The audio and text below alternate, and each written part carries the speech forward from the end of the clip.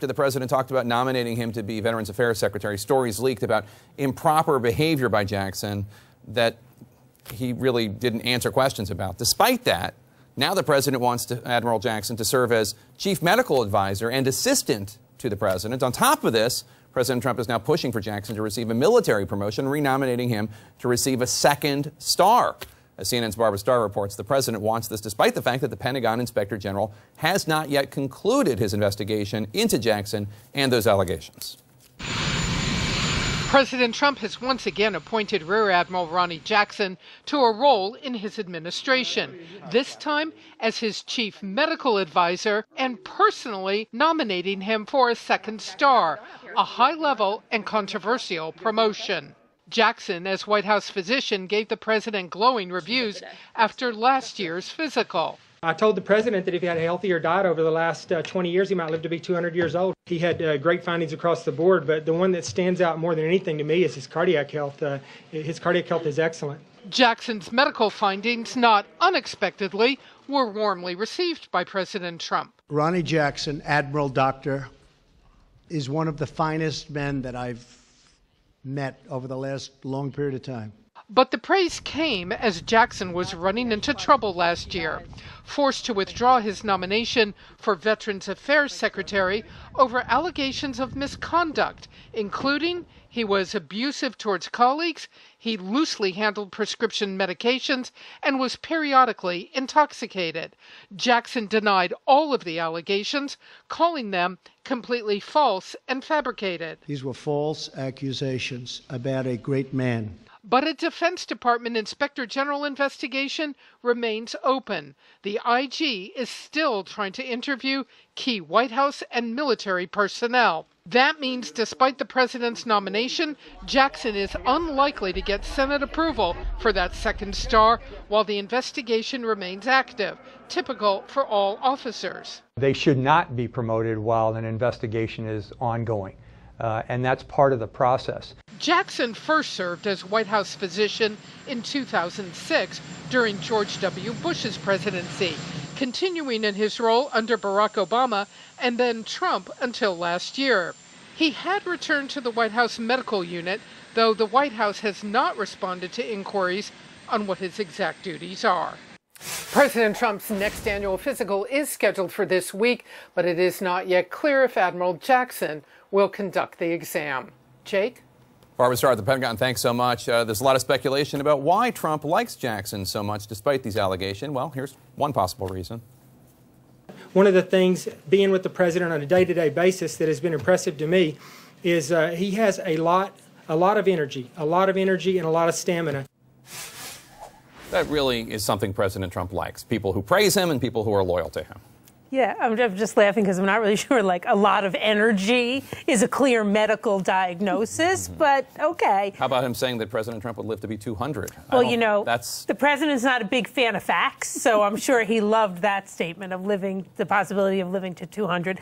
Look, this doctor clearly knows his patient, and he lauds him with all kinds of over-the-top words and phrases and that-a-boys, and the president loves that. If you were President Trump, you would want 100 of guys like him hanging around all the time. And remember, the person who led the charge against Dr. Ronny Jackson was Senator Jon Tester, Democrat of Montana. President Trump went to Montana a bunch of times to try to defeat him because of Ronny Jackson. Tester was reelected. Yeah, I mean, that is a political calculus that the president doesn't seem to be making here. This seems to be someone he has a personal relationship with, and we know that the president kind of basically likes people who like him. And so it does not surprise me that he's putting his neck out there again for someone who is embattled, someone who's unlikely to get Senate confirmation, because those words, that he has good stamina, that he'll live to be 200, that he has great energy, that's all the president needed to hear. What's your take on this? I think all of the above. You know, he loved the briefing and the fulsome praise. There's obviously behind the scenes some sort of personal relationship, and personal relationships are very important to this president. Also, if he thinks someone's been unfairly accused, he bonds with that person instantly, and he thinks that Jackson has. Now, the Senate is ultimately a check here, as the piece mentioned. They have to they're the ones that have to give him the star. So he won't get it while he's still under investigation. I can't wait for this IG report. I want to know what the truth is. We never got to ask him questions, and a lot of these allegations were from anonymous sources. Yeah, it's hard to know why it's taken so long, too. I mean, one thing that Republican and Democratic administrations, specifically George W. Bush's administration and Obama's administration, have said is that Ronny Jackson really is a beloved figure in both of those White Houses. In addition to Donald Trump, he is respected, and so it will be interesting. I'm personally quite glad that he was not put up for VA secretary and wasn't able to go through, because that requires an extraordinary amount of administrative capabilities. I mean, you're administering to 9 million veterans, and Ronny Jackson clearly doesn't have the kind of experience that would qualify him to be an administrator of that degree of organization at the federal level. But the report should come out quickly, because this he's been tied up for a year, and this is a promotion that is not on the order of running the VA. You talked about how President Trump is loyal to people that he thinks have been falsely accused.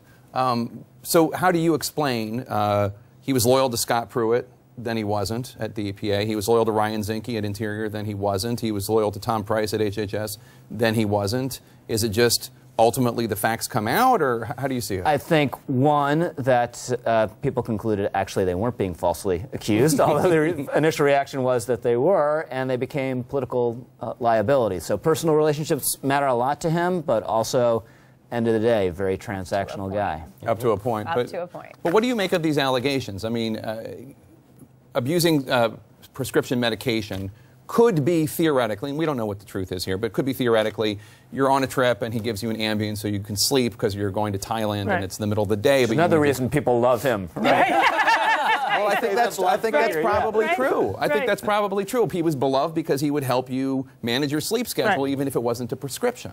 Look, the truth is we don't know. You know, and although to all of us as lay people, just giving somebody an Ambien seems like that's perfectly fine. In medical view, that might be a real dereliction of duty and an abuse of the prescription pad. But the truth is we don't know, and we need to know. And I think probably if you're in the medical profession, doing it once even to help someone manage their sleep is seen as a slippery slope.